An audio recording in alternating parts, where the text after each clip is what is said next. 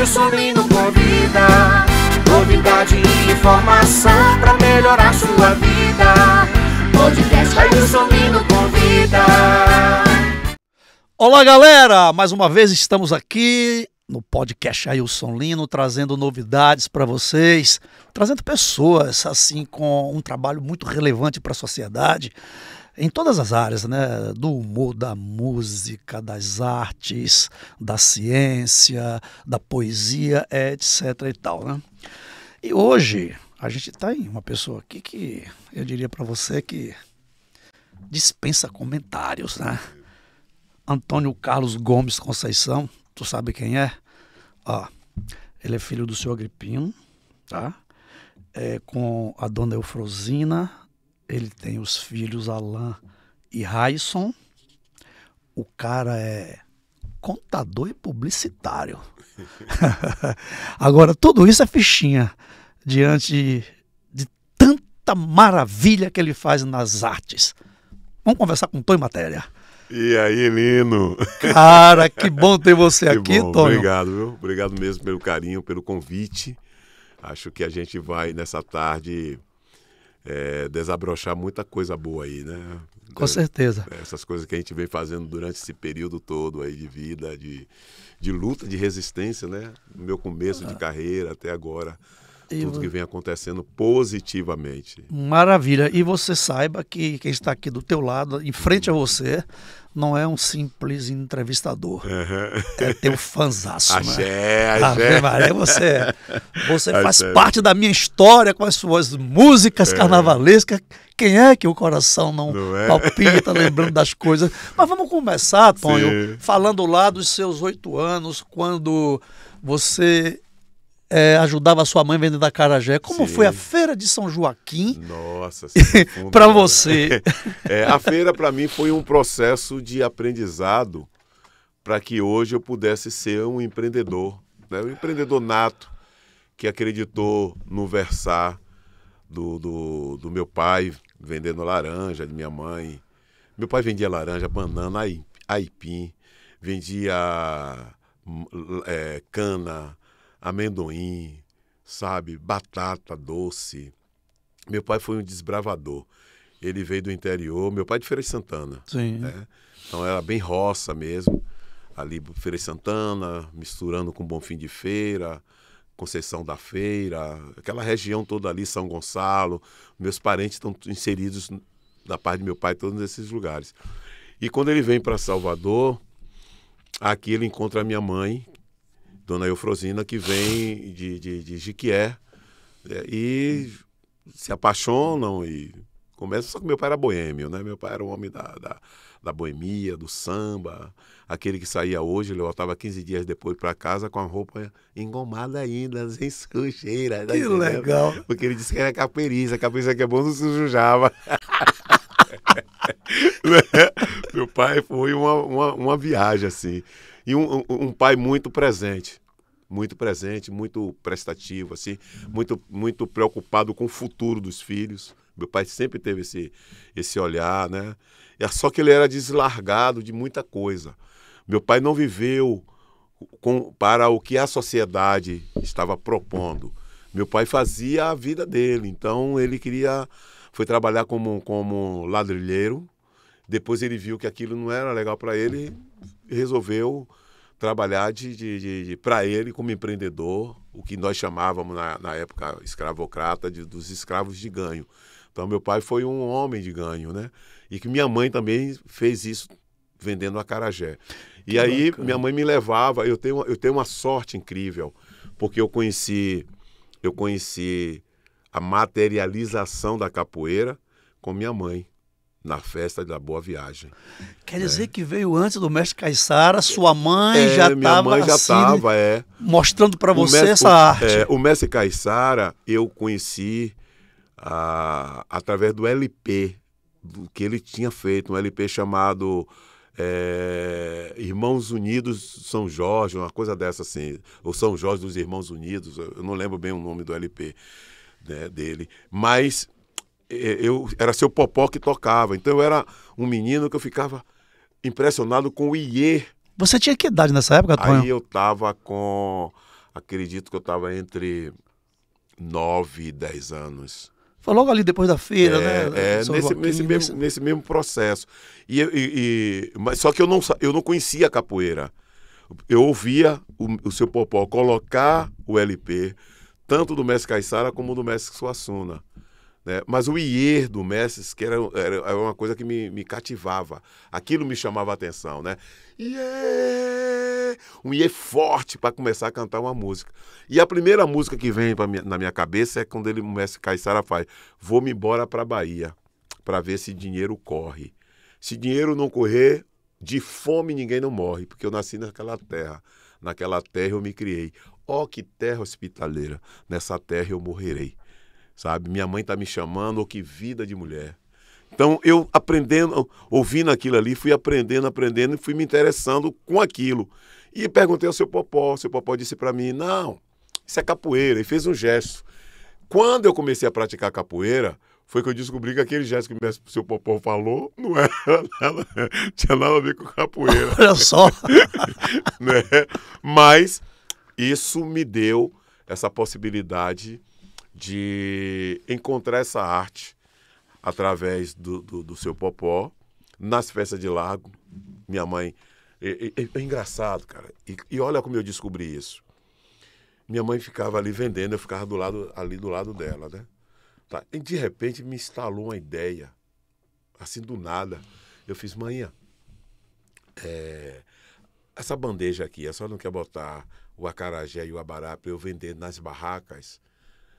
Que eu via minha mãe cochilando, cansada. Aí minha mãe fazia assim: é bom, né, meu filho? Eu disse: é. Aí eu fazia isso. Eu botava na bandeja, ia vender nas barracas e vendia rápido. Aí voltava de novo, ela colocava mais. Aí, de repente, eu estou vendo a roda formando e a roda começando a acontecer. Foi a primeira vez que eu vi a roda. Isso era na feira de São Joaquim? Não, isso aí... Já era nas festas de Largo? Já era na festa de Largo. Nas festas de Largo. Porque minha mãe vendia na feira de São Joaquim e no período das festas de Largo, né, a minha mãe ia vender Conceição, era Santa Luzia, 1º de janeiro, que Boa Viagem. Boa Viagem. Depois da Boa Viagem, minha mãe ia para a festa... Não lembro agora a ordem, mas acho que era Lapinha, Ribeira, que era a segunda-feira gorda, Bonfim, Ribeira, aí depois tinha Pituba. Isso. Né? A Pituba.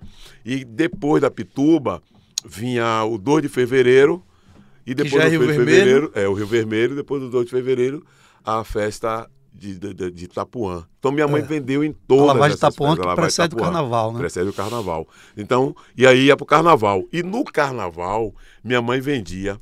Tem a Cantina da Lua. Sim. Do lado da cantina não tem a igreja. Clarinho do Silva, minha mãe vendia na frente daquela igreja. Ali. Terreiro de Jesus. Terreiro de Jesus. Então, eu sou desses ambientes, desses lugares.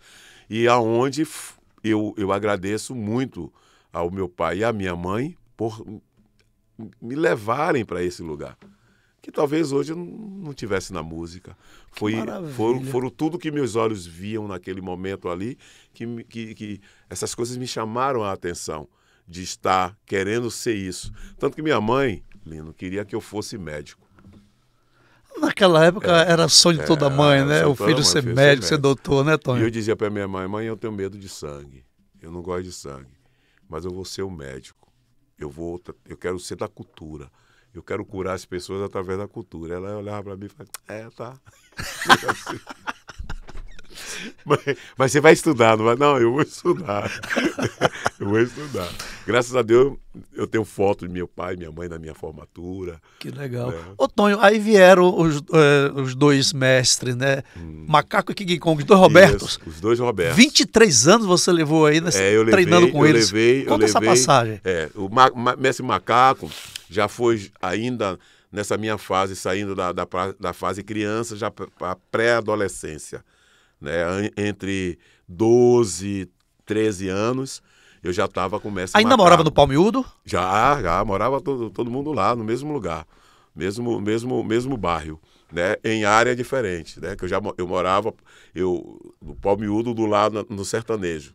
Sim. Né? Que é entrando no sertanejo Pedreira, que a Pedreira é dividida em 3 bairros. Ela é Cidade Nova, Palmiúdo e Barro Reis. Barro Reis, isso. Né? Eu sou do lado do Palmiúdo. Sim. E aí foi aonde eu nasci também, né? E o meu nascimento, ele é um nascimento praticamente assim forçado, que minha mãe corre para a parede que estava caindo não cair em cima dela. Ela grávida de mim, ela aí sente a dor na porta. E eu nasci no dia 12 de maio. Era o Dia das Mães, por É o acaso? Dia das Mães. Fala sério, Tonho. Fala sério. Peraí, vamos repetir. Sua mãe estava gestante de você, gestante, a parede ia da casa que a gente cair morando ia cair. Na hora que foi cair, minha mãe correu. Isso ela me conta, e né? desencadeou aí a dor do Quando parto. ela corre, estava chovendo, ela para no passeio com a dor. Dona Júlia, uma vizinha, que era parteira, vê minha mãe, assim, da janela, aí vem a minha mãe, e eu nasci naquele lugar ali, na chuva. Ela entrou em trabalho de parto na hora, Tonho. Foi. E isso era dia 12 de maio 12 de maio. de 65, 1964. 64, então, era o Dia das Dia Mães. das Mães, era um Dia das Mães. E eu fui o presente de minha mãe. E Dona Júlia, eu vim saber isso quando eu tinha 30 anos, que minha mãe me falou. E Dona Júlia, que eu conheci Dona Júlia, sabe? E aí Dona Júlia disse para mim assim, quando você nasceu, eu falei uma coisa para sua mãe. E minha mãe tinha me dito também isso. É. Manhã é bacana. Manhã me disse isso também, que quando eu nasci, ela olhou para mim e disse para minha mãe que eu seria o filho que ia modificar a família, a estrutura da família, eu era a figura. E eu, sem saber, eu fiz tudo isso. Cara, é tão profundo isso que se você olhar bem aí, de acordo com a sua narração, dessa narrativa maravilhosa da sua vinda ao mundo, olha que coisa. A parede desaba, a sua mãe vai tentar segurar a parede, entra em trabalho de parto e você nasce e era o Dia das Mães. Você já nasceu predestinado para mudar muita coisa, como você fui fez. O presente da veinha. O né? Presente. E Os dois receberam o presente, né? Você, a mãe e a mãe, e esse filhão aí. Isso. Que veio mudar muita coisa. E eu sempre fui um filho muito próximo aos meus pais, né? Muito, muito cuidadoso. Eu sempre cuidei de meu pai, sempre cuidei de minha mãe. Meu pai teve um momento de separação, né? E aí eu comprei uma casa, tal. Aí minha mãe fez assim: seu pai vai morar onde? Eu disse: ele vai ter que morar aqui, mãe. Separados. Separados. Eu não vou deixar meu pai morar em outro lugar. Eu vou fazer a casa dele também aqui. E fiz a casinha, um quarto. Não, eu quero um quartinho. Aí fiz o quartinho dele. Sabe, meu pai era uma onda. Rapaz, meu pai era uma onda, meu irmão. Seu pai, se for, ele viveu até quantos anos? Até 90 anos. E Dona Frosina, quantos anos tem hoje? Dona Frosina está com 92. Tá lúcida, bacana. Lúcida. Segundo o Alain, eu estava falando com o Alain ontem sobre... Alain, seu filho mais velho. Seu filho mais velho. Meu filho mais velho. Sobre a juventude dela, né? Contando narrativas dessa época, né? E Alain dizendo assim: meu Deus, como é que minha avó lembra disso tudo? Tintim por tintim, nome de pessoas. Ô, Tonho, me responde uma Cor coisa. de roupa. Cor de roupa. Cor de roupa de A Dona Eufrosina ainda te dá uns puxãozinhos de orelha assim? Não, ainda te chama... Ela tem coisas assim que... Tipo, eu viajo muito, então estou na correria. Aí ela, quando eu chego lá para vê-la, eu vejo minha mãe todos os dias, eu estou em Salvador. Todos os dias. Maravilha. Sabe? Eu estou em Salvador, eu vejo minha mãe. E quando eu estou viajando, aí eu ligo e tal, digo: mãe, eu estou aqui viajando. É engraçado que as primeiras vezes que ela me via ao celular, né? Aí ela dizia assim: você está aí dentro? Como se fosse uma televisão, vamos dizer assim. Você entrou aí? Eu digo: depois eu conto para a senhora. Como é aí? Aqui é assim, tal. Que agora já tá. Mas ela reclama comigo quando eu viajo muito, né? Que às vezes ela me vê cansado, assim, sentado, cochilando e tal. Ela aí reclama, né? Ô, Tonho, me fala uma coisa. Você acredita que essa sua relação com a Dona Eufrosina, a sua mãe, vai muito além dessa encarnação de mãe e filho? Você acredita numa história aí de longas datas que vocês vieram com um propósito, tinham que vir juntos nessa situação? Você acredita nessa situação? Eu acredito. E por incrível que pareça, eu converso isso com minha mãe, que eu fico buscando, né? Eu tenho muitas coisas no meu celular gravado, essas conversas. E eu fico buscando essa questão dos antepassados, né? Minha mãe é bisneta de uma cabocla do mato. Ela mesmo dizia assim: minha bisavó, ela era cabocla, ela era toda sabe, bicho do mato. Arranjava os dentes assim. Era toda Olha, assim, ela tem 92, a 92. bisavó, estamos falando de 1700, 1800, por aí, né? Ela conheceu a bisavó dela, cara. Ô, Tonho, antes de eu entrar no Tonho Matéria, artista, esse motivador bacana, esse cara extraordinário, eu quero saber mais um pouco. Quando você tinha essa idade, 8 anos, Feira de São Joaquim, Festa de Largo, a capoeira entra na sua vida, você sentiu ali que era um caminho para combater a desigualdade social, era um caminho que você tinha que trilhar para alcançar aqueles desejos intrínsecos que você tinha, digamos, inconscientes, você talvez não tinha ainda a identificação, né, do que era, mas você encontrou ali nas artes, isso já te motivava? Me motivava, né? Me motivava por conta das músicas, porque as músicas da capoeira, na minha geração, são músicas que falam sobre o processo escravocrata, o negro fujão, a luta, a negaça. Tinha muitas essas coisas de falar sobre a negaça, né?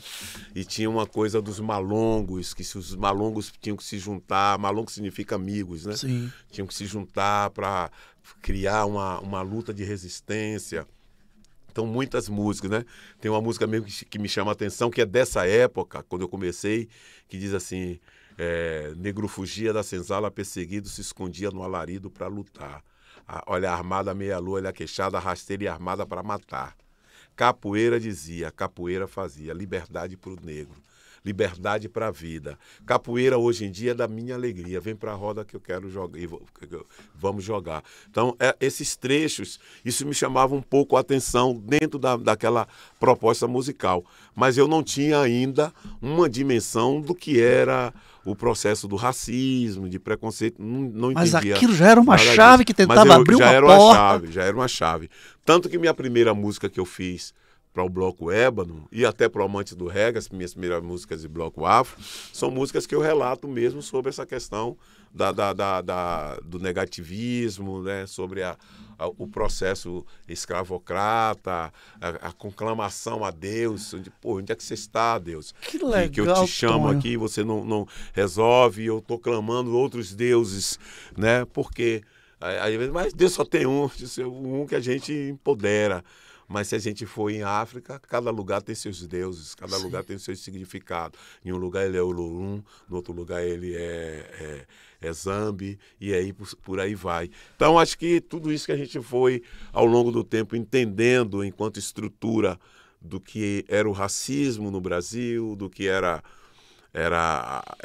o preconceito, isso eu ganho mais notoriedade do conhecimento quando eu adentro o Bloco Afro. Muito bem. Deus, ó Deus, Onde estás que não respondes?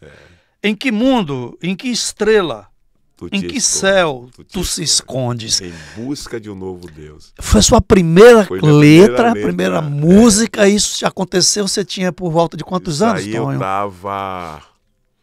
Isso aí eu tava 80, 79 para 80. Então quer dizer que as canções da capoeira, como você mesmo relatou, já te trazia algum farol?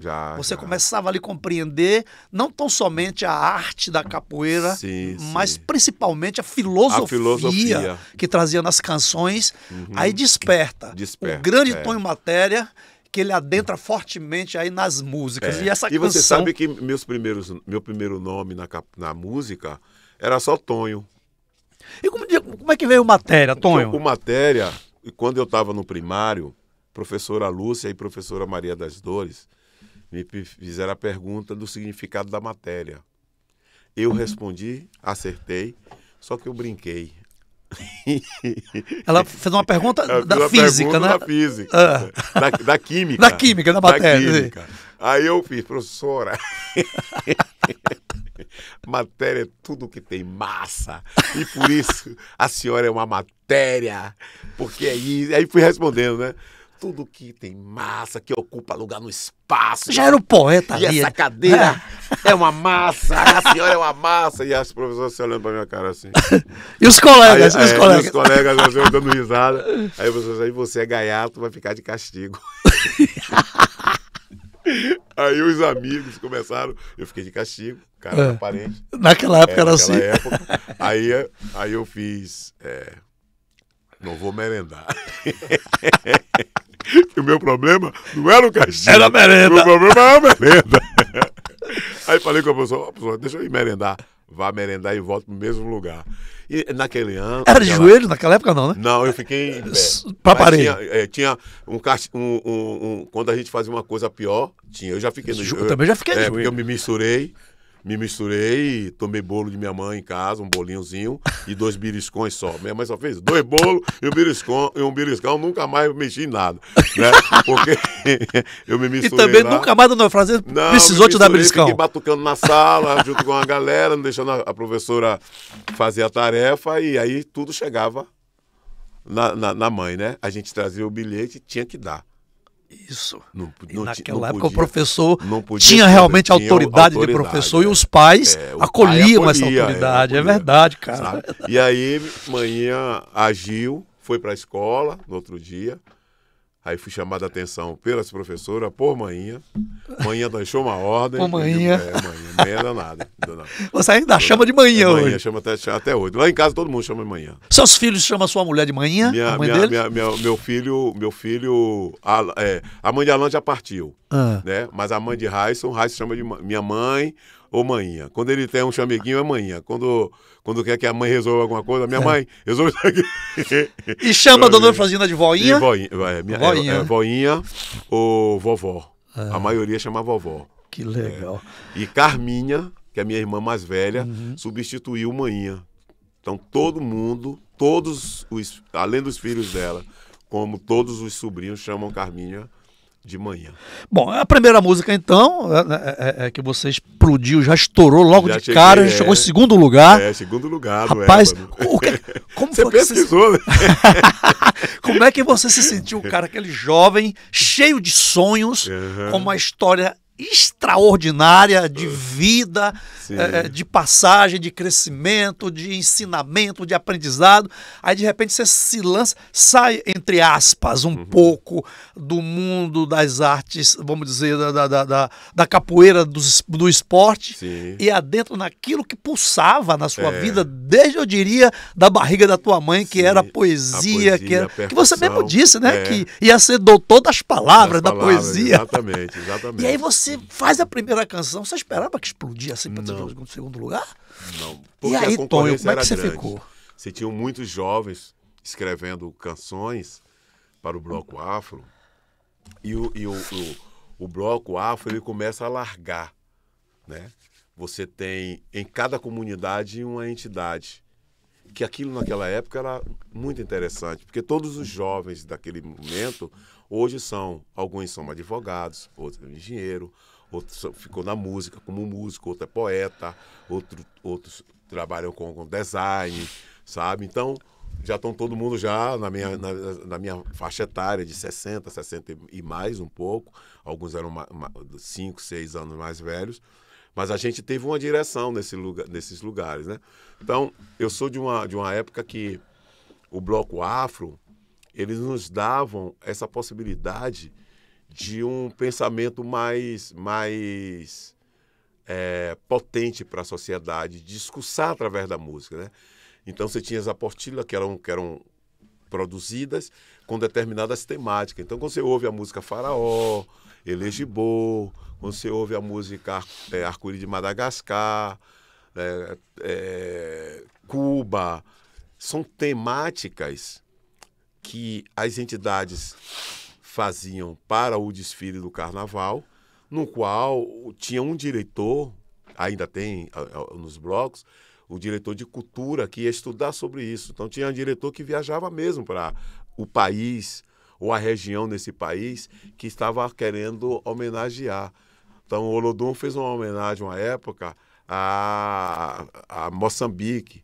Então o diretor viajou para Moçambique para pesquisar de perto a história de Moçambique e traziam esse resultado. Amantes do Reggae também cantou Moçambique.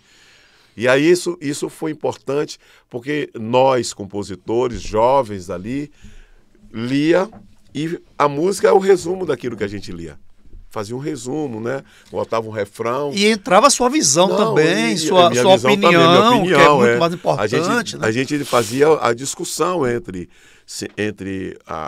aquilo que a gente estava lendo. Até porque você nem sabia a veracidade do que estava lendo, quem foi que escreveu, qual o propósito. E você, com o seu olhar crítico, você iria criando. Que bacana. Você nasceu, foi doutor mesmo, dona Eufrasinha tinha razão. Você só não foi operar as pessoas, você tem medo de sangue, né? Mas tu nasceu doutor? E aí isso foi bom, porque eu conheci países africanos, principalmente. É uma coisa que depois na faculdade eu estudei, que é a questão da historicidade, né? Que é aquilo que você conhece antes de chegar naquele lugar. Maravilha. E eu quando eu cheguei em África, foi incrível, porque eu já tinha falado sobre Nzinga, eu já tinha falado sobre os guerreiros Jagas, eu já tinha falado sobre Agostinho do Nascimento, né, Agostinho? Eu já tinha falado sobre Samora Machel. Eu já tinha falado sobre Nelson Mandela em música, pesquisado tudo isso, e eu tenho um acervo gigantesco de música afro, de mais de 300 composições, que eu vou transformar agora num livro, que é chamado A Poesia Afro de Torres Já era seu tempo, né, rapaz? Você tem escrito um livro, porque né? sabe o que é que acontece?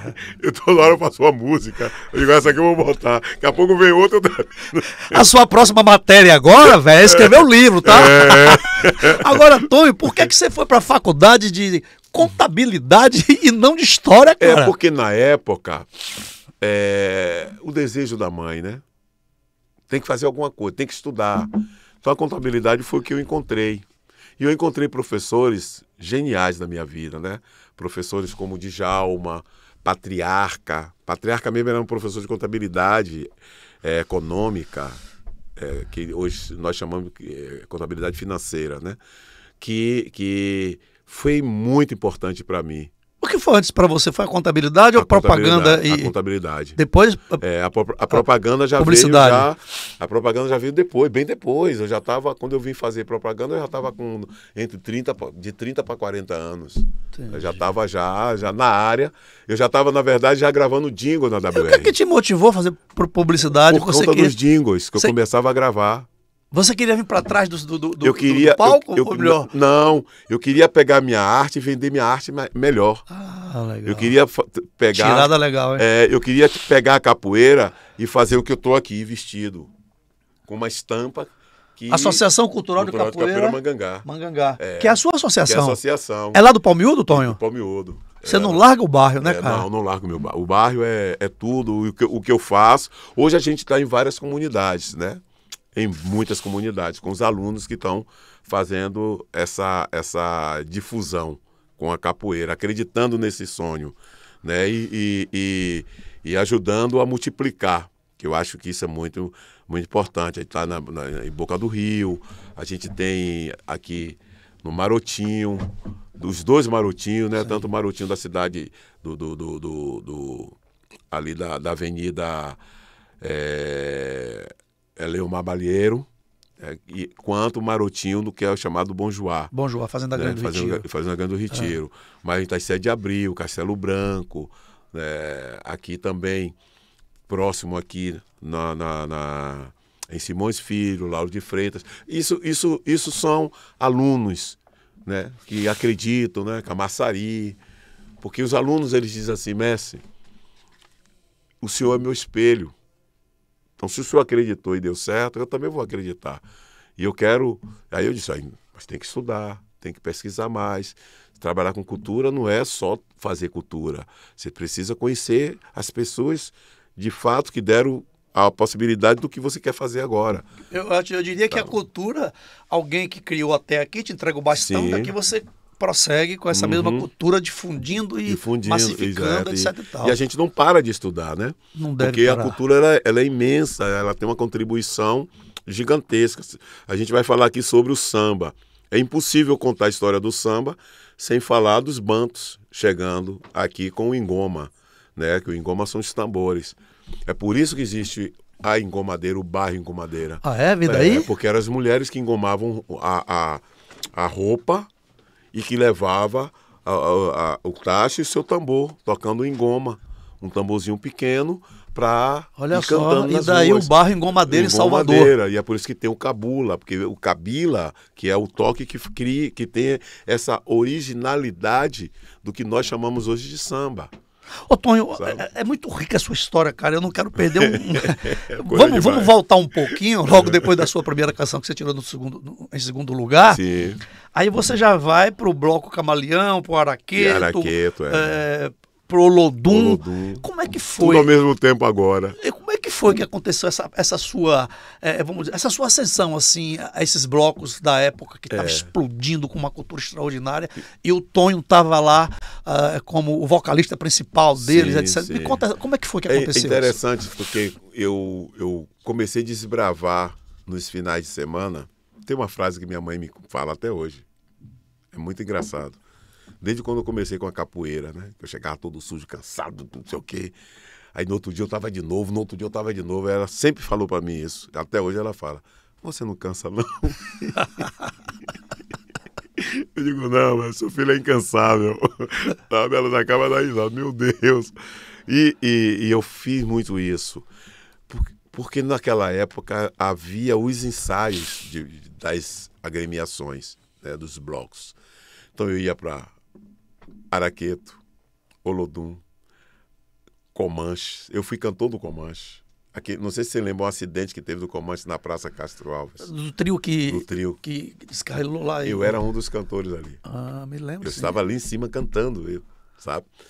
O trio atropelou as O trio pessoas. atropelou as Foi. pessoas, foi uma- Descarrilou não, que não é trem. foi uma atropelou. loucura Eu aquilo lembro, ali. sim. E aí, eu sou dessa geração que tinha uma parte do Tororó, tinha os Secos e Molhados, né? Tinha o Periquito, tinha o Muzenza na Liberdade, ou na Ribeira, Grande museu. tinha o bloco Amantes do Reggae no Pau Miúdo, Afrequetê, Barrabas, Cirandeiros, lembro bem do Barrabas. né? Cirandeiros, estudantes. Barrabas na Liberdade também. Na Liberdade, Desajustados, Troça Africana, Tenda de Olorum, sabe? Então eu sou desse período, Zambi, desse período que tinha o Naganzo no Beiru, sabe? E aí, quando eu começo a fazer essa militância nesses lugares, fazendo música, eu começo a também ficar um pouco conhecido pelas pessoas que estavam cantando. É muito E aí me pouco, dizer um chamavam, pouco, né? porque já era super conhecido. E aí minhas músicas passaram a fazer parte do repertório dessas entidades. Então eu tinha Então música você minha. começou a compor, não tão somente para você cantar, mas também para outros cantores. Porque os cantores de bloco afro, quando a música era boa, eles tinham que cantar música. Entendeu? Ele tinha que cantar música. Então, ele cantando a música ajudava a divulgar a minha canção. Se você vai pegar o primeiro disco do Araqueto, é um disco de capa azul, chamado Araqueto. Nesse disco, Você era o... eu era um dos cantores. Ah. Eu canto uma música, Paulinho Bambá canta uma, Dado Brazzaville canta todas as outras músicas. Porque Dado era o cantor principal na época e ele cantava todas as outras músicas.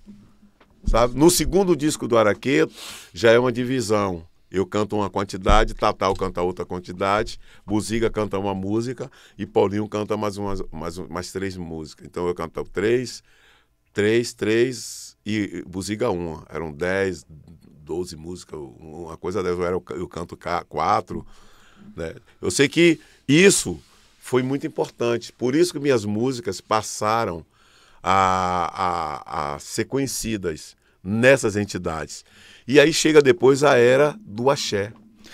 Pois é, Tonho, a era do axé, esse disco que você tem, Desejo é Egotismo, me chamou muita atenção O título, né? O título, egotismo, que não é egoísmo, Não, né? não é egoísmo, É diferente. O egotismo ele vai para você falar de você, para você mostrar sua felicidade, etc e tal. E não o egoísmo em detrimento das outras pessoas. O desejo é egotismo me chamou a atenção. Que a galera fica assim, Tonho, por que esse título? Eu digo, ó, é isso. E eu quero esse título. Que é o Tchau, Galera! Que é o Tchau, Galera, porque eu consigo saudade com saudade, Essa música, ela surge da seguinte forma. Manolo Pousada, ele é convidado para produzir. Aliás, convidado não. Ele vai para várias comunidades ouvir músicas. Porque Manolo era um cara do rádio. Sim, me lembro. E da televisão. Sim. E ele começa a ouvir as músicas do Bloco Afro e do samba de roda, samba junino. E ele faz assim, rapaz, que músicas boas são essas? Ele começa a ter contato com os compositores. Dentre eles, estão em matéria. Aí eu tô no Olodum. Aí Manolo faz assim... Manolo morreu me chamando de Neguinho. Manolo... Se eu ouvir Manolo me chamando de Tônio ou de Matéria, foram pouquíssimas vezes. Ele só me chamava de Neguinho. Neguinho, vamos ali. E me levava para vários lugares. Forma carinhosa de chamar. Neguinho, vamos ali. Neguinho, colhe aqui. Me botou para fazer o Circo de Geraldão. Pô, me lembro do Geraldão. Me botou para fazer a campanha na época de seu Luiz Pedro. Luiz Pedro Irujo? Eu fiz a campanha. Caramba, na TV Itapuã na época, né? TV Itapuã. Lembro. Me botou em vários programas.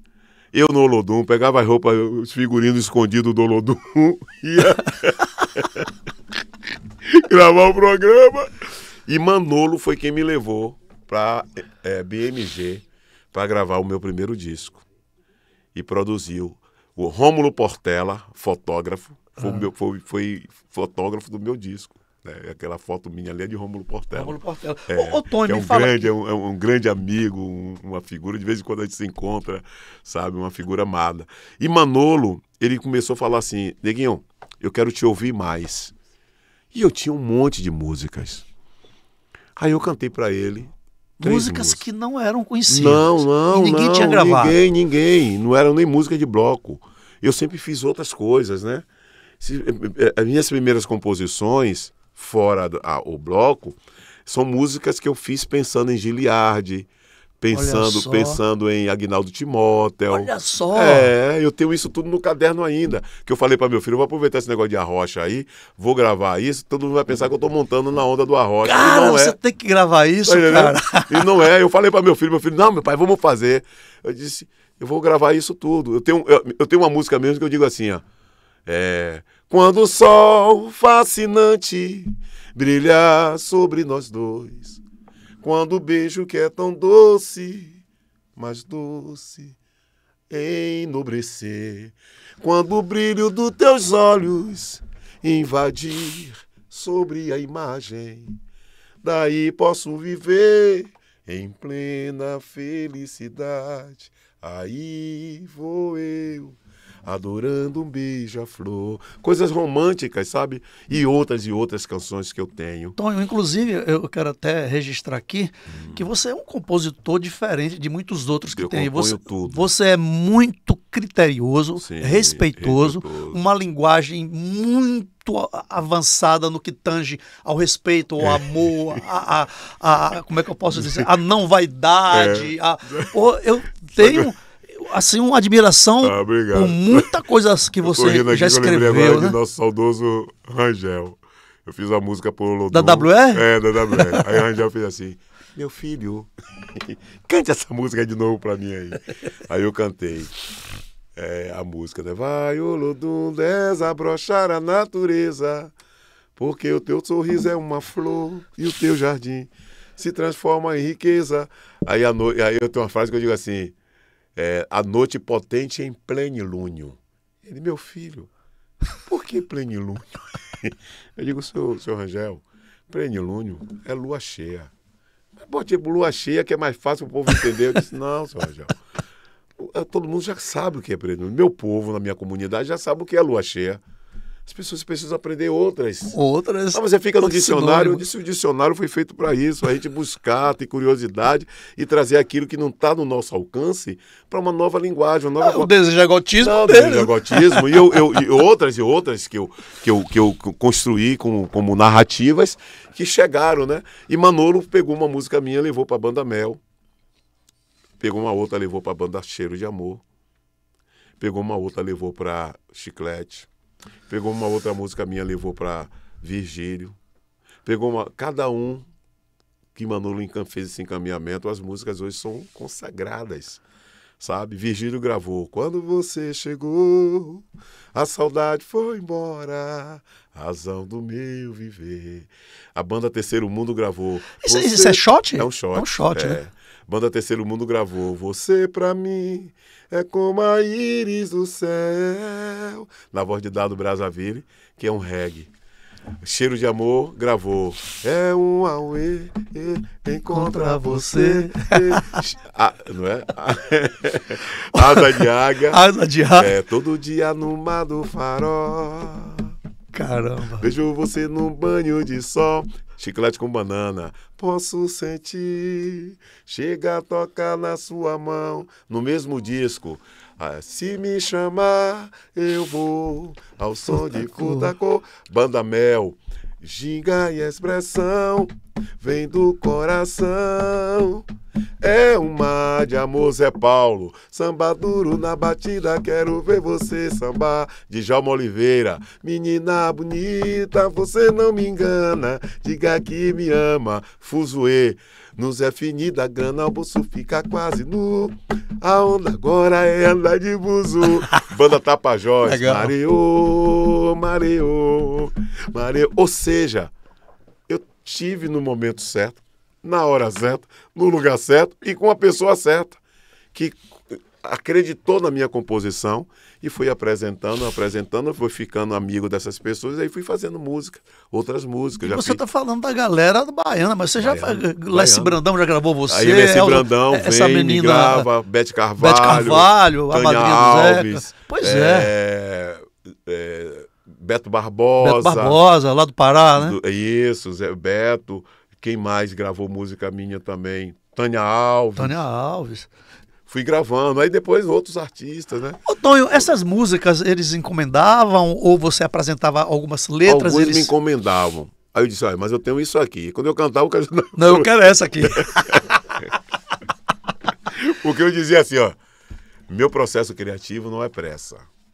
Você vai encomendar, talvez não seja para esse disco seu, seja para o próximo. Porque eu não tenho pressa, eu não escrevo nada para rimar. Amor com dor, não me interessa isso. Me interessa contar história, contar fato. Todas as minhas músicas têm uma narrativa. Sim. Tem um porquê. Como é que desce essas inspirações? Coisas que eu escuto. Tipo, vai eu, Beto Corrêa, um parceiro meu. Eu digo, Beto, vamos ali, vamos almoçar fora. Ele, malandro, eu queria fazer um churrasco, que ele é todo... Né? Beto Corrêa, cara, é um compositor de clássicos. Eu vou falar só um dele aqui, que é gravado por uma das grandes vozes da música popular brasileira, que é Tim Maia. A música de Beto Corrêa. Eu bem que te avisei pra não levar a sério. Aí tem telefona pra mim, eu me apaixonei pela pessoa errada. E vários clássicos. Aí Beto fez assim, então vamos ali, eu vou levar você no Rio Vermelho. Vamos lá no Salvador Dali. Aí fomos andando, tá? De repente, cara, passou uma mulher com um celular na mão, discutindo com alguém dela, algum negro. Olha, você sabe... Aí eu olhei pra Beto e digo, Beto, vamos seguir aí que essa porra é da música. Aí Beto, rapaz, a mulher tá invocada. Eu digo, rapaz, da música. Aí fomos seguindo a mulher. E a mulher, você sabe que eu não tô bobeira, né? Não brinque comigo, porque não sei o quê. E que bererê, e que não sei o quê. Isso eu sei que a mulher entrou numa rua assim. Tá? Aí Beto fez, malandro, isso... E a música tá ali nasceu. Isso dá uma música. Eu digo, Beto, já tô com o refrão na cabeça. Ele, é mesmo? Eu disse, é. Eu não dou bobeira, não brinca comigo, que eu não sou brincadeira. Aí Beto, malandro. E o processo criativo de Beto é muito engraçado, que ele incorpora, né? Olha aí, irmão, tem um negócio aqui. Rapaz, é massa, sabe? Tem uma parada aqui. Aí eu ficava olhando pra Beto, eu digo, Beto, vai dar caboclo agora. Ele, não, rapaz, não é isso não, rapaz. Pô, tudo seu é isso. Irmão, aqui, ó, chegou. Eu lhe trouxe uma rosa-flor pra te dar, como prova do meu amor, lhe mostrar. E aí fomos fazendo essa canção. O outro processo criativo. Tá eu, acordei, ia tomar café, Porto Seguro. Aí resolvi sair assim pra dar uma olhada na rua. Tinha uma piscina do lado. Quando eu olhei, vi Reinaldo na época, a Terra Samba. Terra Samba. E via André Fanzini, que é um grande compositor, né? Os dois conversando. E do lado tinha uma menina que já estava para tomar seu banho de piscina, assim, uma menina bonita. Aí eu olhei para a menina, eles dois ali falando de música e tal. Eles não estavam nem aí para as meninas que estavam assim, né? Aí daqui a pouco chegaram mais umas outras meninas e tal. Aí vi um cara passar na rua, montado no cavalo, com chapéu de couro, rodando a corda e lapeando o animal. E o animal... Aí eu fiz, porra, Xande tem um negócio que Xande fica no palco, poc. Rapaz, vou fazer uma música com isso, velho. Aí chamei os meninos. Digo, velho, tô com a ideia aqui. Aí Reinaldo fez assim, pô, mestre, nem tomou café, rapaz, o cara já quer fazer música, velho. Eu digo, rapaz, café a gente toma toda hora, meu irmão, vamos fazer música. Tá com violão aí? André, pega o violão aí, velho, vamos fazer uma música aqui, tô com uma ideia massa aqui. Você não viu a cena que passou aqui agora, e eu vi essa cena e vou fazer a música. A música vai ser o seguinte, a gente vai fazer um samba como se fosse uma música naquela época, olha que coisa, como se fosse uma música sertaneja baiana. Aí os caras olham pra mim e falam assim, rapaz, que viagem é essa aí? Você usou o quê? Eu digo, não, velho, é porque é diferente, vai ser um lance diferente. Vamos fazer, vamos lá. Qual é a ideia, mas? Aí eu fiz, a ideia é essa aqui, ó. Eu sou vaqueiro, não dispenso um pagode. Entro na roda de samba, comigo ninguém pode. Chapéu de couro, o cara que passou o chapéu de couro. O rei do meu pedaço. Vejo mulher bonita, o laço. Olha só, laço, que legal. Aí os meninos, rapaz, escreve aí. Grava logo, aí. Começando a escrever, aí saiu a música. E jogo o laço pro ar. Eu sou peão, jogo o laço pro ar. Lá no sul ou no sertão. Então rodou, porque era o cara que rodava. Sim. Joguei, né? O cavalo, poc, já foi. 2 milhões e pouco de cópia vendida. Tá doido, cara. Deixa eu te falar uma coisa aqui. Eu ainda há pouco eu falei da sua delicadeza, né? Nas suas estrofes, na sua poesia, no que você fala, né? Com respeito, com delicadeza mesmo. Né? Sim. E tem uma coisa aqui que eu vou meio polemizar. Negro era escravizado, sem dó e sem compaixão. Hoje o negro é liberto. Isso. Não existe escravidão. Existe a mental. Eu quis só dizer que a gente tá legal, que tá tudo certo, mas ainda tem muitos negros que estão presos na escravidão mental. Né? Principalmente quando ele consegue colocar no poder o seu opressor, né? Consegue dar força àquele que vai lhe massacrar pro resto da vida. Cara, você me trouxe uma reflexão muito forte agora. A escravidão mental. A escravidão mental, sabe? Não conseguiu se desvencilhar ainda desse tem passado. Tem muitos que ainda não conseguiram. Tem muitos que vira... Porque naquela época já tinha o Capitão do Mato, né? A própria África em si tinha também as tribos que dominavam. Não era uma escravidão como depois que chegam os colonizadores portugueses, que faz com que aquilo ali seja a escravidão da morte, né? O suicídio, o genocídio, e corpos jogados ao mar para servir de exemplo para que aquele outro que estava ali tivesse medo, não tivesse poder nenhum de se auto-acreditar que poderia vencer o processo escravocrata, né? A gente venceu por lutas, né? Muitas lutas. A minha geração já chega com as coisas meio resolvidas. Aí, não eram ainda resolvidas porque minha mãe morava em uma casa. Eu nasci em uma casa desse tamanho aqui, ou era menor, de taipa. Não tinha água, não tinha luz, não tinha panela. A panela era uma panela de barro, não tinha fogão. E eu sobrevivi nesse lugar. Tem uma música na capoeira que eu sempre digo até, nasci no cantinho do inferno, onde muitos chamam de senzala. Vivia escutando o gemido e o chicote no corpo, a bala, né? A mente colada de açoite, o corpo marcado de açoite, dormindo, escutando o gemido do antepassado numa rede. Então, esse processo da escravidão ainda temos, né? porque a maioria do povo negro em si não são donos de empresas gigantescas, não tem domínio, né? Muitos ainda não têm casa própria. A gente ainda vive ainda em uma sociedade de muita gente que trabalha para ganhar ainda um salário mínimo, e muitas vezes o mínimo do mínimo, né?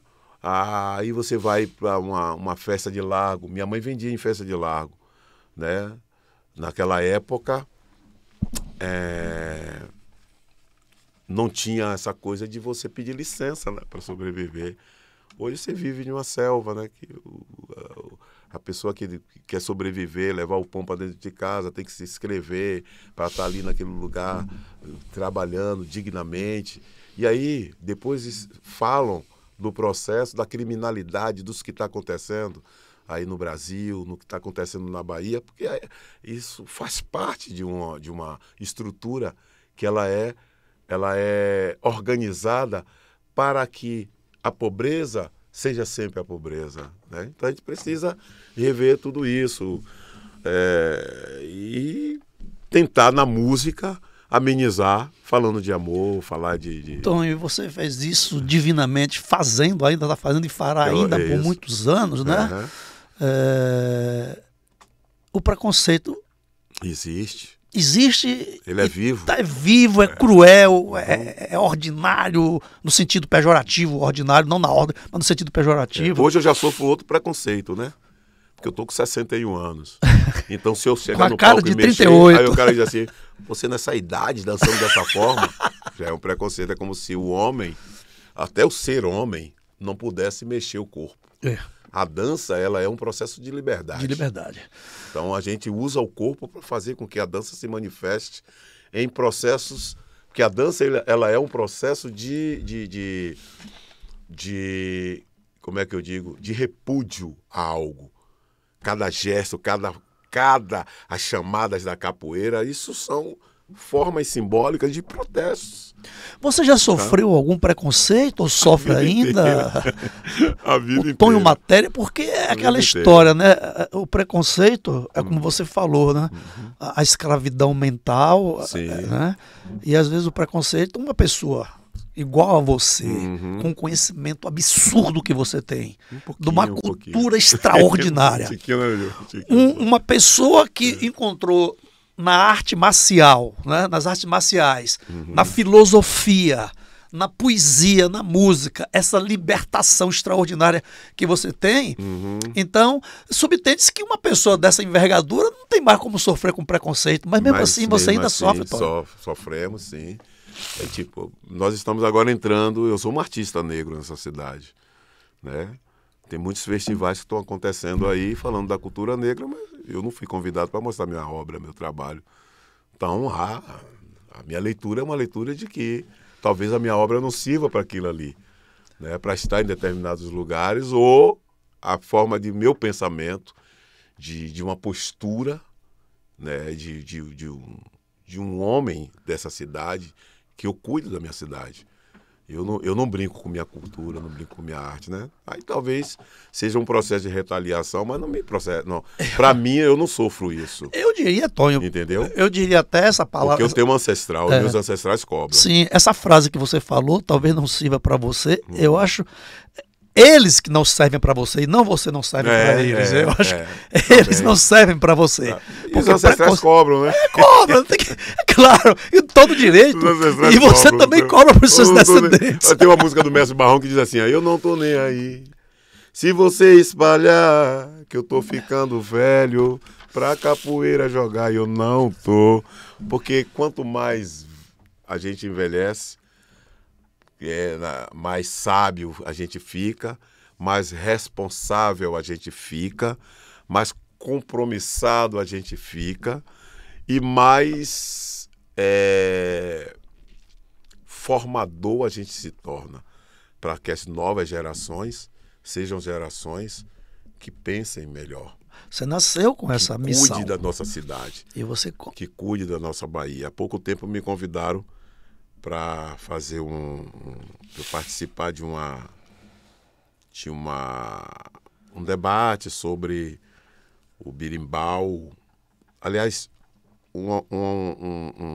uma cesta de lixo para a cidade, né? E tinham pensado no birimbau.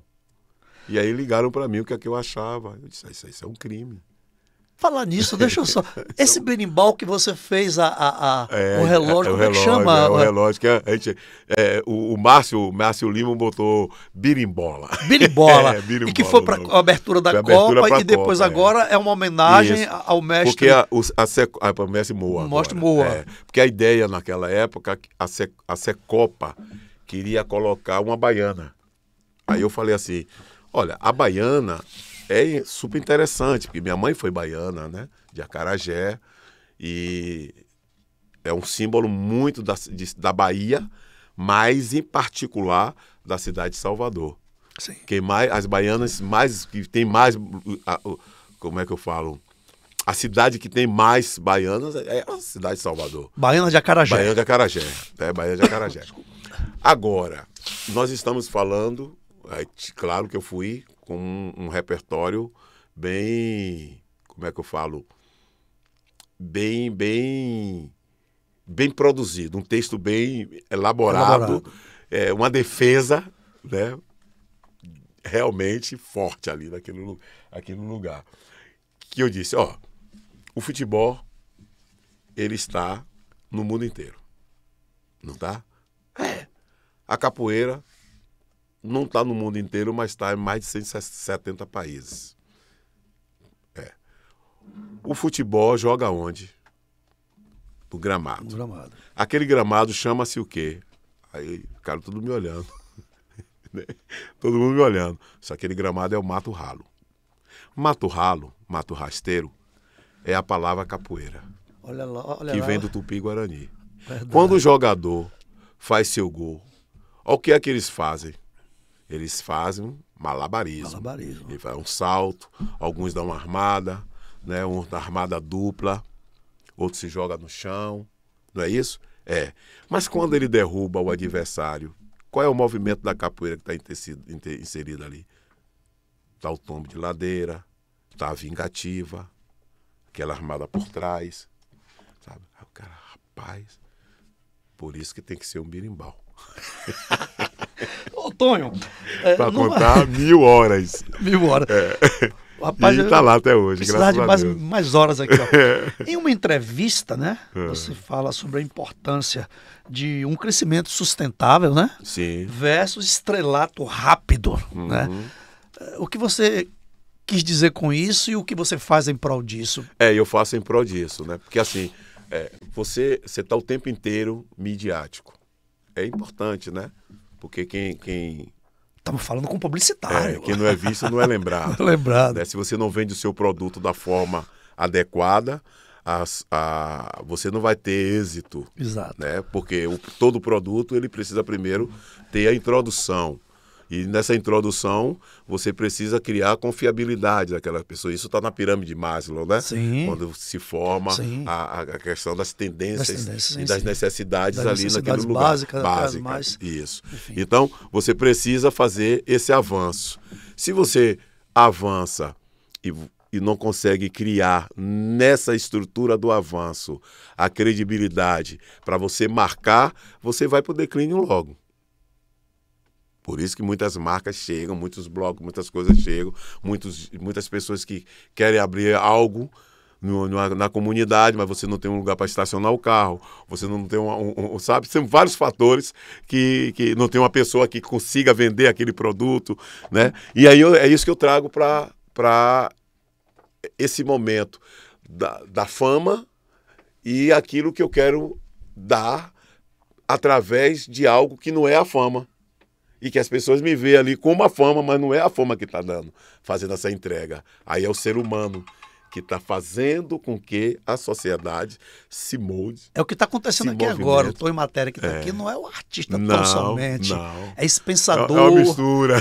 Esse pensador, esse ser humano que se preocupa com o futuro das gerações. Das gerações, Eu me preocupo muito. Preocupa muito e que sustenta, como você falou, a história dos seus ancestrais. Isso vai além do sucesso. Porque eu digo sempre às pessoas, você pode estar em qualquer religião, gente. Você pode fazer parte de qualquer religião.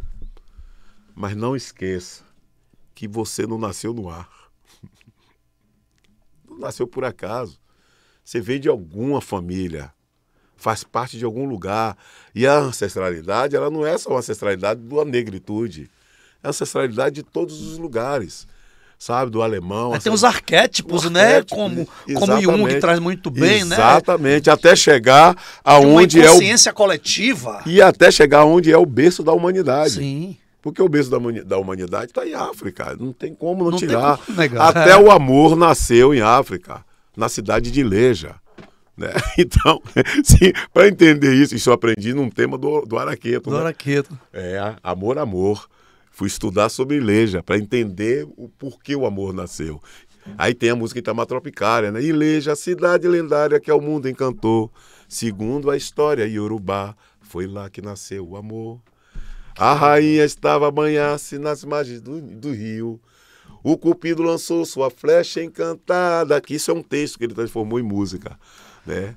Tony, você está dando uma viajada legal aí na África e eu vou te pedir uma licença que eu vou fazer uma viagem aqui rapidinho e já volto para a África e para aqui, tá certo? Tá certo? Eu quero viajar junto com você. E para viajar, um dos melhores veículos é o carro, né? Meio de transporte. E carro, Chevrolet. Nós estamos falando de África, de amor, de antiguidade, da ancestralidade. E eu vou falar de um século. A Chevrolet está fazendo um século no Brasil, agora em 2025, e o seu consórcio faz 47 anos. E essa festa de aniversário, quem ganha o presente é você, que vai comprar o seu Chevrolet através do consórcio sem juros. Como é que funciona o consórcio? É uma reunião de pessoas que se cotizam mensalmente, com um valor mensal, é claro, para um bem comum. E todo mês vão existir as assembleias mensais, claro. Aí o sorteio e depois o lance. Isso é a modalidade do Banco Central, que é o órgão público que rege os consórcios brasileiros e todos os consórcios de outros países que nós já exportamos os seus bancos centrais aí de cada localidade. Só que o lance, a gente, da Chevrolet, claro, ela ampliou, expandiu. Você conhece aquele sorteio normal pela Loteria Federal e o lance que é aquele que ainda mais leva. Aqui na Chevrolet não. A gente expandiu essa modalidade do lance. Tem o lance livre, que é esse que você conhece. Tem agora o lance fixo. Nesta modalidade, todos serão contemplados com apenas 30%, nem mais nem menos. É a igualdade que o Tonho Matéria está trazendo aqui entre as nações, entre os povos. Nós somos iguais perante o amor. Então o consórcio Chevrolet também. Todos com 30%, nem mais nem menos. Aquele seu carro, de qualquer marca, de qualquer modelo, traz para o negócio. A gente dá um troco. Se você não quiser ele usar o todo, usa uma parte. E aí você reduz o valor das parcelas vincendas ou encolhe o prazo depois do seu lance. Mas aí você me fala, eu não tenho lance livre, eu não tenho os 30% e nem tenho um carro para dar de lance. Então não posso fazer consórcio? Pode. Chevrolet pensou em você. Existe o lance embutido. Como vovó já dizia, fritar o porco na mesma banha. Ou seja, você utiliza um percentual da própria carta de crédito para dar o lance. Então, para você comprar um carro através do consórcio Chevrolet, só preciso da sua boa vontade. Você agora vai fazer o seguinte, vai apontar a câmera do celular para o QR Code que está aqui na tela. O seu contato vai cair no nosso time de vendas. Nosso time, Tonho, vai tratar essa galera como você trata as pessoas, com humanidade, com humanização, um tratamento de irmão. É isso que a gente faz com a galera e vai te conduzir. Você traz as suas necessidades, a gente vai confrontá-las com as nossas possibilidades e dessa junção, como o Tonho faz aí as músicas, ele tira as ideias e broca mesmo no sucesso. Aí vai sair o seu carro através do consórcio Chevrolet. Perde tempo não. Quem chega na frente bebe água limpa, quem espera nunca alcança. Consórcio Chevrolet da fábrica para você. Tonho, voltei. Voltei para Bahia e para África, né? Tonho, tem muita coisa para gente falar. A gente Você conversando aqui. Aí, um bocado de coisa aqui, eu pensando nas máscaras. Eu estou escrevendo uma música agora falando sobre essa questão do poder das máscaras. É um tema que o Lodum vai narrar no Carnaval de 2026. E eu estou escrevendo algo, trazendo na minha letra esse poder do que representa a máscara, principalmente a máscara africana, né? Porque parece que é algo para esconder o fantasma, aquilo que as pessoas, que muitos falam e que não é, né? Ô, Tom, você me deu aqui agora, olha como você é um cara abrangente. Uhum. Trazendo, a gente falou de arquétipo, ainda há pouco você fala de máscara africana, tal, talvez máscara física. E a pior máscara é aquela que o ser humano tem, né? Exatamente. Por exemplo, eu não sei se eu estou te representando aqui agora, ou é uma máscara minha, ou uma máscara sua, Isso. né? Essa... Exatamente. Porque nós temos as máscaras até proteção, né? Que Uhum. legal, mas conta mais eu tô sobre falando sobre isso. Tem uma frase que eu digo assim: eu sou louco por Olodum, pelo Olodum, por me fazer acreditar no poder das máscaras. E aí eu falo, tem uma frase que eu digo assim, Taradadido Dudaia, e eu cito um cara chamado Jaime Figura. Saudoso Jaime Figura, cara. Que nos deixou. representou isso nas ruas de Salvador, e eu sei que muitas pessoas que passaram por ele não entenderam a linguagem. E eu entendia tudo aquilo ali. Ele era meu amigo, a gente sempre se falava. E eu conheci Jaime no Bom Joá. Antes da máscara? Da máscara, ele morava no Bom Joá. Depois ele começou a fazer esse trabalho, que era o trabalho daquilo que ele acreditava que poderia acordar a cidade, né?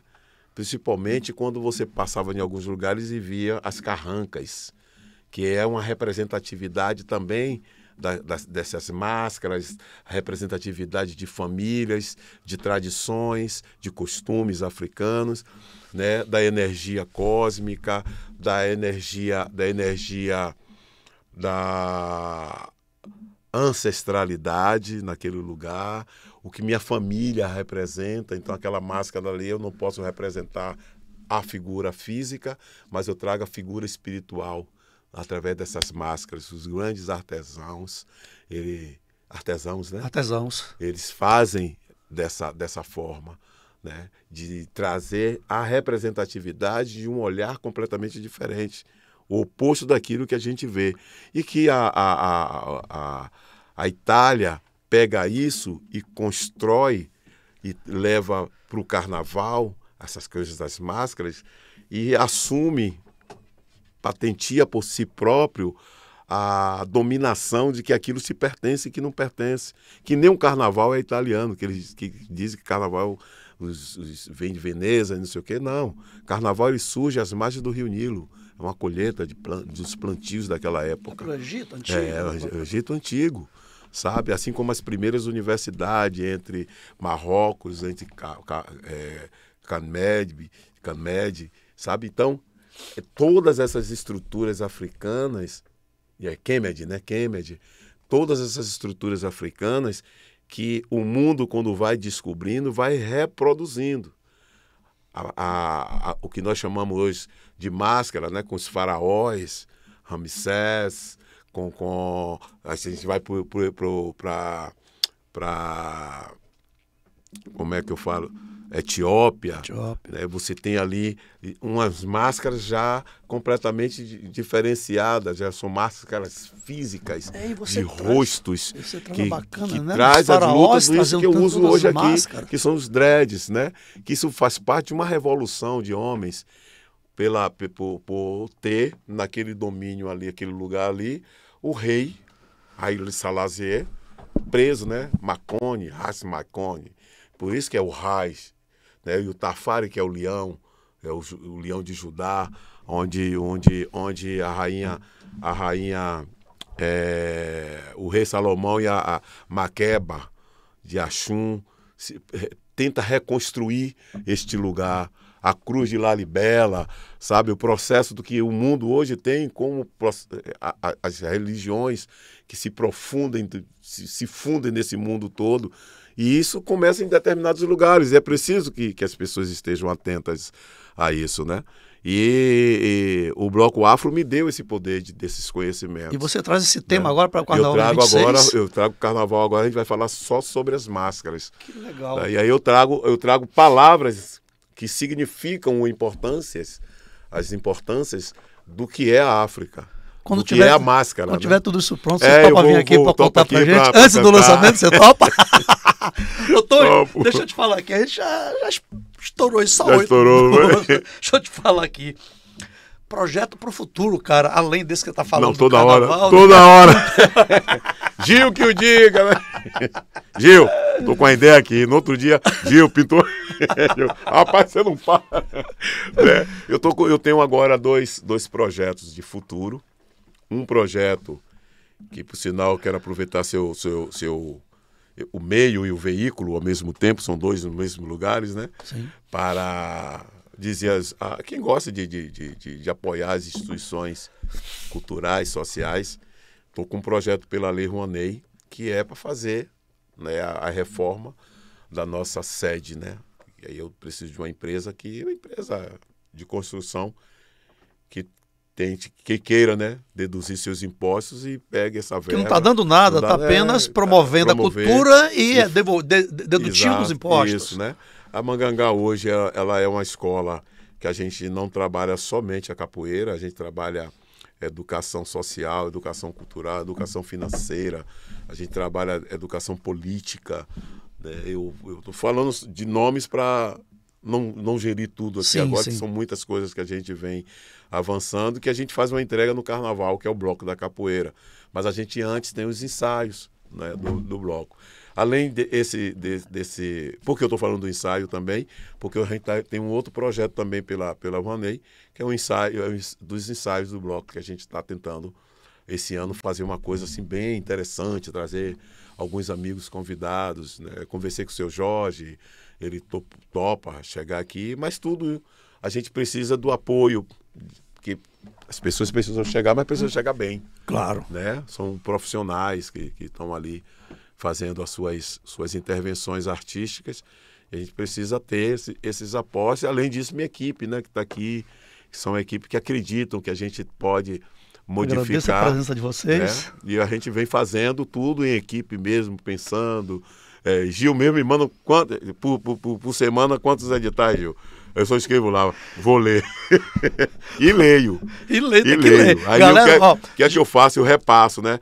Pô, fulano escreve um projeto interessante que é para aqui. Eu passo para essas pessoas. Sim. Não dá para eu fazer tudo, não dá para Gil fazer tudo. Então a gente tem pessoas que vão fazendo essas caminhadas, e a gente vai buscando esses apostos, né? Maravilha. E além disso, o futuro agora logo é um edital que a gente passou pela CEPROME e que a gente vai organizar ou ajudar a organizar mais 10 empreendedores, mães e pais, alunos da Mangangá, que não têm seus maquinários, então eles vão ter seus maquinários agora para gerirem suas atividades. Que legal. Suas Parabéns. tarefas enquanto empreendedor. Parabéns, então, acho que é isso que a gente vem pensando nesse coletivo. Parabéns. E o outro projeto é o projeto de um outro show, que também a gente está com esse projeto aprovado, que é um show com orquestra, que a gente está produzindo, e é até interessante, porque esse show eu vou ter Luciano Calazans, que vai estar junto, Gerson Silva, guitarrista, vou ter Bira Marques, né, maestro Bira Marques, que vai escrever as cordas todas para a orquestra, e a gente vai fazer uma fusão da orquestra de Bira junto com a orquestra Neujubá, com os músicos, essa parceria, que é o bloco afro, de uma forma completamente diferente de tudo que a gente já viu. Né? Alá, Tonho Matéria. Esse projeto Tonho, você ousado. Ousado mesmo. Então são os projetos do futuro. Conte conosco, conte com o nosso podcast, não só aqui no YouTube da Band, mas também os meus programas de televisão, que eu tenho aqui, Band Bahia, Band Pará, Band Minas Gerais, tá? Tem também no Ceará. E, Gil, conte conosco, tá? Aqui é uma tribuna livre, a casa de vocês. Eu fico muito feliz por vocês estarem aqui conosco, trazendo esses projetos, etc e tal. Eu tô meio aqui, vocês estão vendo meus olhos lacrimejando, é porque eu tô aqui atacado com uma rinite, e eu aproveitei, sabe aquela coisa que você se entrega? A rinite tá aí? Metade foi emoção, velho. Metade foi emoção, viu, Tonho? Você é o cara, velho. Obrigado. Foi emoção. Obrigado. Tonho, então assim, você tem aí alguns segundos para dar um recado para essa juventude aí. Dizer que estamos dando continuidade, Vamos entrar agora com a Mangangá com um processo de corte e costura, que são oficinas para as senhoras e senhores da comunidade, de várias comunidades. Então, a casa eu não sei onde é que vai caber mais gente. Cabe no teu coração grande. Por isso que esse projeto de requalificar a Mangangá é muito importante para a gente ampliar. Meu sonho é ampliar, meu sonho é fazer um estúdio de preparação para jovens, né? Aquele que quer ser locutor, então a gente vai chamar os profissionais dessa área para darem aula. Legal. Aquele que quer ser técnico, profissionais dessa área para darem aula. Então, esse é o sonho da Mangangá e a gente está fazendo esse avanço e dizer que estamos aqui, estou com um projeto interessantíssimo junto com dois grandes amigos, Tennyson Del Rey e Jorge Zarate, que é o projeto Autorais. Esse projeto ele nasce através de Jorge e Tennyson como um baile de autor, um projeto depois vira baile de autor, depois vai até chegar a Autorais, no qual os compositores contam e cantam as suas obras. E hoje, por incrível que pareça, eu estou indo agora fazer um show com os Autorais. Tá? Maravilha. Então é isso, a gente está desbravando a vida e fazendo a arte florescer. Valeu, Tonho. A sua vida continua começando agora. E eu espero a Bahia, o Brasil, o mundo precisa que você viva no mínimo 150 anos. E preciso, né? Né? Precisamos. Eu tenho um propósito. Opa! Eu tenho um propósito. Valeu, Tonho. Obrigado, Lindo. Aí você vê, ó, podcast Ailson Lino Convida é isso. Esse cara aqui, amigo, ó, é o ápice do nosso negócio. Vamos aí. Valeu, galera. Até a próxima. Fui. Ailson Lino Convida. Novidade e informação pra melhorar sua vida. Podcast Ailson Lino Convida.